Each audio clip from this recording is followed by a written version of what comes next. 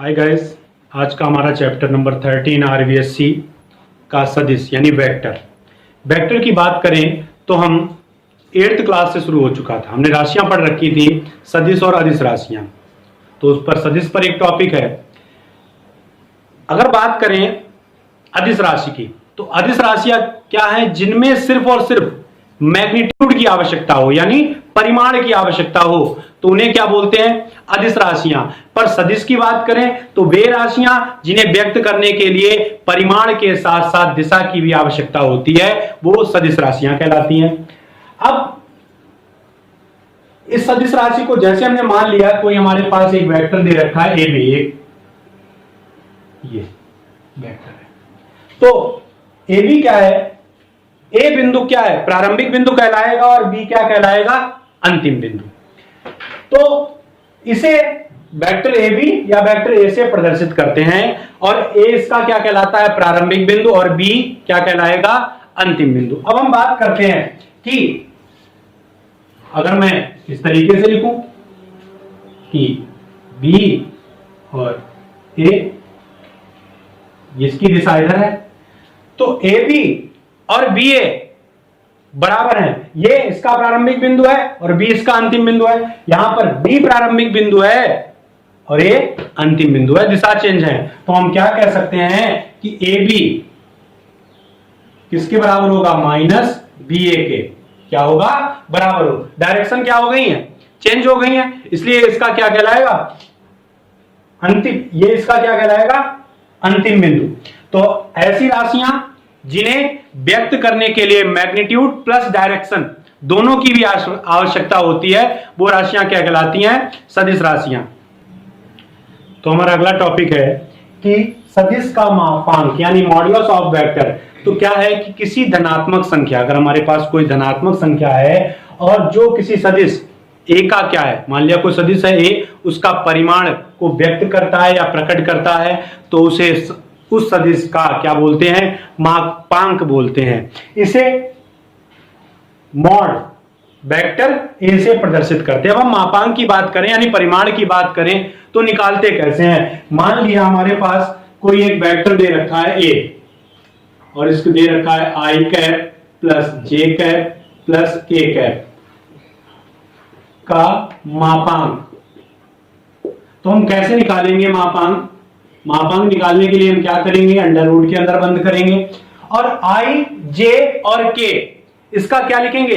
गुणांक। आई का गुणांक कितना चल रहा है? एक, एक का स्क्वायर, प्लस जे का गुणांक एक, एक का स्क्वायर, और के का गुणांक भी एक, एक का स्क्वायर। यानी ये कितना हो गया? अंडर रूट एक प्लस एक यानी अंडर रूट 3 मात्रक। तो ये तो बात हो गई हमारी मापांक यानी परिमाण हम कैसे निकालते हैं। फिर बात करते हैं सदिशों के प्रकार की। तो सदिश विभिन्न प्रकार के होते हैं। तो पहला जो हमारे सिलेबस में है वो है मात्रक अथवा इकाई सदिश, यानी एक ऐसा सदिश जिसका मापांक एक इकाई हो, उसे मात्रक सदिश कहते हैं। इसे एक ऐप से प्रदर्शित करते हैं। तो इसे लिखने का तरीका क्या है कि एक, जब हम मात्रक की सदिश ज्ञात करेंगे तो हम क्या करेंगे कि एक ऐप बराबर सदिश ए, और अपॉन में क्या लिखेंगे? उसका परिमाण ए ज्ञात करेंगे। अब बात करते हैं शून्य सदिश की, यानी जिस सदिश का मापांक शून्य हो उसे क्या बोलेंगे? शून्य सदिश बोलेंगे। अगर और वेरियस टाइप के सदिश हैं तो हम उसमें बात करेंगे, जैसे समान सदिश की। तो समान सदिश क्या है? जब दो सदिश क्या हो? आपस में क्या हो? समान हो, तो ऐसे सदिश क्या कहलाते हैं? समान सदिश। अगर हम इसी में बात कर दें संरेख कि कोई दो सदिश संरेख हैं, तो हम कैसे ज्ञात करेंगे? तो हम क्या करेंगे, अगर दो कोई सदिश हमारे संरेख हुए तो हम क्या करेंगे कि इसका एक सूत्र होता है कि ए बराबर दो सदिश संरेख हो। तो जब दो सदिश संरेख हो तो इसका सूत्र होता है ए बराबर बी लैम्डा बी। हमारे पास एक सदिश ए है और एक सदिश बी है, वो लैम्डा गुना है। अब जैसे लैम्डा कोई भी एक मान हो सकता है, कांस्टेंट है, तो जब ए सदिश दूसरे सदिश के तभी संदेह होगा जब ए बराबर क्या होगा, लैम्डा बी। तो अगले टॉपिक की हम बात कर रहे हैं कि सदिश योग के गुणधर्म। तो गुणधर्म में पहला गुणधर्म हमारा क्या है, क्रम विनिमयता। क्रम विनिमयता में हमने दो वेक्टर लिए, वेक्टर ए प्लस बी, जो बराबर होंगे किसके, वेक्टर बी और प्लस वेक्टर ए के। अगर हम दूसरे की बात करते हैं साचार्यता, तो ये क्या है, इसमें तीन वेक्टर लिए, वेक्टर ए बी और सी। तो इसमें हम क्या करेंगे, vector A plus vector B plus C का सम किसके इक्वल होगा, वेक्टर ए प्लस बी के सम और प्लस वेक्टर सी के इक्वल के होगा। योज्य तत्समक क्या है, अगर किसी वेक्टर में हम शून्य वेक्टर ऐड कर दें तो हमें क्या प्राप्त होगा, वेक्टर ए ही प्राप्त होगा। तो ये शून्य वेक्टर है, उस वेक्टर ए का क्या है, योज्य तत्समक है। अगर हम बात करें योज्य प्रतिलोम की, तो वेक्टर ए में उसका माइनस वेक्टर ए जोड़ देते हैं तो हमें क्या प्राप्त होता है, शून्य वेक्टर प्राप्त होता है। तो माइनस ए उस वेक्टर ए का क्या कहलाएगा, योज्य प्रतिलोम कहलाएगा। अगर हम बात करें, नेक्स्ट टॉपिक है हमारा कि दो बिंदुओं को मिलाने वाला सदिश। तो दो बिंदुओं को मिलाने वाला सदिश या अनुदिश सदिश, इसमें हम क्या लेते हैं, वेक्टर पी क्यू ले रहे हैं। तो ये मान लिया x1 y1 और x2 y2। तो हम अगर पी क्यू के अनुदिश सदिश ज्ञात करेंगे तो क्या लिखेंगे, क्यू का स्थिति सदिश माइनस पी का स्थिति सदिश।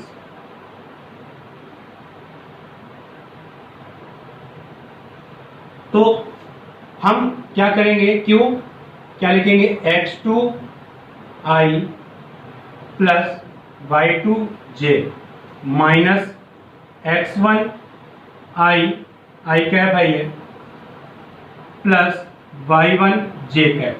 तो क्या देखते हैं कि x2i प्लस का यहाँ पर एक इसका हो जाएगा, माइनस का i वेक्टर कॉमन ले लेंगे तो क्या हो जाएगा, x2 minus x1i cap plus y2 minus y1j cap. ये हमारा क्या हो जाएगा, एक फार्मूला हो जाएगा। इससे हम क्या ज्ञात करेंगे, अनुदिश सदिश ज्ञात करेंगे। तो अनुदिश सदिश ज्ञात करने के लिए हम एक उदाहरण के द्वारा समझेंगे।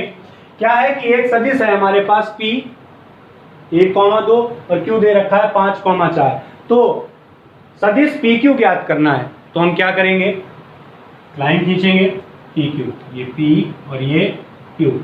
p के दे रखा है 1,2 और ये दे रखा है 5,4। इसे मानेंगे x1 y1 x2 y2। तो PQ ज्ञात करने के लिए हम क्या करेंगे, PQ सदिश ज्ञात करने के लिए Q का स्थिति सदिश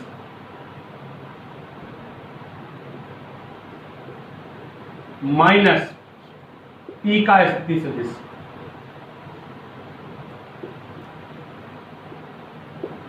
जस्ट अभी फार्मूला बताया है, Q का स्थिति सदिश क्या लिखते हैं, x2 minus x1 i cap plus y2 minus y1 j cap. x2 कितना है हमारे पास, 5 माइनस 1 यानी 4 i cap plus y2 minus y1, y2 4 minus 2 कितना हुआ, 2 j कैप। तो ये हमारा क्या हो गया, PQ के अनुदिश एक सदिश हो गया जो हमने ज्ञात कर लिया। दो सदिशों का अदिश गुणनफल, इसमें क्या है, एक सदिश हमारा A है और एक सदिश हमारे पास है B, और इनके बीच बनने वाला कोण क्या है, थीटा है। तो इसे कैसे ज्ञात करते हैं, इसका फार्मूला होता है सदिश A डॉट सदिश B। इसे क्या लिखते हैं, सदिश A का परिमाण डॉट प्रोडक्ट होगा सदिश B का परिमाण, और ये cos थीटा के बराबर होता है। इस पर कुछ नियम और शर्तें हैं। यदि पहला क्या है, यदि थीटा बराबर हमारा कितना हो, 0 डिग्री हो, तो थीटा 0 होगा तो सदिश A डॉट सदिश B, तो परिमाण सदिश A का और सदिश B का परिमाण cos 0 का मान कितना होता है, 1 होता है। तो सदिश ए और सदिश बी का डॉट प्रोडक्ट क्या हो जाएगा, परिमाण सदिश ए डॉट परिमाण सदिश बी के।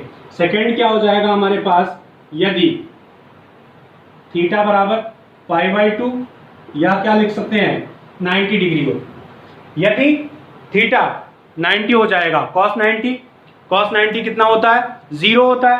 तो यहां पर परिमाण सदिश ए का परिमाण और सदिश बी का परिमाण की मल्टीप्लाई किससे हो जाएगी, 0 से। तो ये किसके बराबर हो जाएगा, 0 के। सदिश ए का डॉट प्रोडक्ट किसके बराबर हो जाएगा, 0 की हो जाएगा, जब हमारा थीटा कितना होगा, π/2। तीसरे की बात करें तो हमारे पास यदि थीटा बराबर कितना हो, पाई हो या 180 डिग्री हो, तो cos 180 का क्या होता है, -1 होता है। तो हम क्या हो जाएगा हमारे पास, सदिश ए डॉट सदिश बी बराबर सदिश ए का परिमाण डॉट सदिश बी का परिमाण, और ये क्या आ जाएगा, यहाँ पर माइनस आ जाएगा। अब बात करते हैं कि कुछ नियम और शर्तें हैं जो हमें ध्यान रखनी है, जैसे कि अगर i डॉट i हो रहा है तो उसका मान कितना होगा, 1। j डॉट j हो रहा है, j कैप की मल्टीप्लाई हो रही है तो 1, और k कैप की मल्टीप्लाई हो रही है तो क्या हो गया, 1 होगा।